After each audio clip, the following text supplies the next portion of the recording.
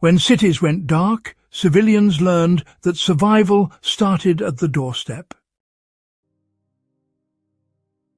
During World War II, most people weren't soldiers. They were families, factory workers, and elderly civilians living under blackout conditions, rationing, and constant uncertainty. Police were stretched thin. Electricity failed. Windows were taped, lights were banned, and streets went silent at night. These weren't alarms in the modern sense, but they served the same purpose. They alerted occupants early and, well, shattered the intruder's advantage of silence. Even today, sound remains one of the strongest deterrents because, it signals exposure. Contrary to modern minimalist advice, WWII civilians often left deliberate obstacles near entrances at night. Chairs angled near doors, narrow pathways, and uneven flooring slowed unfamiliar movement while residents memorized safe routes. This wasn't about causing injury, it was about removing speed. Intruders rely on familiarity and momentum. When movement becomes uncertain, they retreat.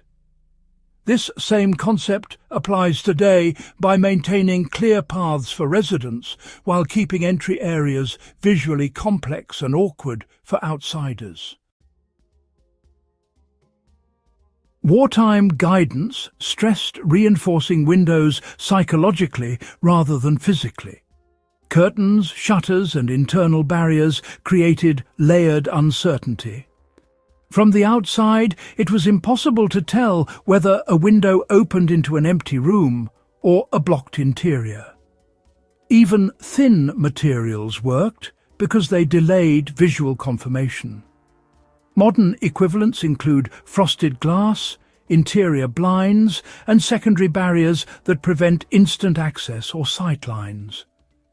Civil defense programs encourage neighbors to stagger light usage, vary routines, and quietly monitor shared spaces. This created a collective presence even during blackouts. Intruders couldn't identify patterns or isolated targets. Today, this principle survives through informal neighbor awareness, shared lighting zones, and visible cooperation. A connected street is harder to exploit than a silent one. WWII homes often displayed signs of readiness without aggression. Reinforced doors, visible shutters, and orderly surroundings signaled that occupants were alert and invested. Intruders overwhelmingly avoided homes that looked maintained and intentional.